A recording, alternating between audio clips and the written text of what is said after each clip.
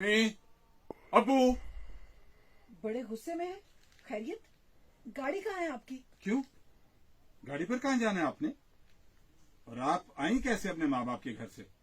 बस खुद ही आ गई। आप तो लेने नहीं आए। ये गुलामियां नहीं होती मुझसे। मैं जो काम कर रहा हूँ वो तुमसे और घर से ज्यादा जरूरी है, समझी? सॉरी जी, माफी दे दें। आप तो अपनी माँ जी की नहीं सुनते, मेरी क्या सुनेंगे? चुप नहीं रह सकती हो तुम, बदतमीज। बंद करो ये ड्रामे रोने शोने वाले। जरा अकल नहीं है। बंदा बाहर से आता है तो पहले पानी पूछते हैं, पाँव दबाते हैं, सर दबाते हैं, लेकिन यहाँ तो है ही कुछ नहीं। मैं आप आते ही झगड़ा करना शुरू कर देते हैं। आपने मुझसे कुछ कहा ही नहीं है तो मैं कैसे? तुम्हारे माँ बाप ने अकल नहीं दी? जैसे जाहिल वो वैसी जाहिल तुम। मेरे माँ बाप को जाहिल कहने का आपको कोई हक नहीं पहुँचता। Shut up!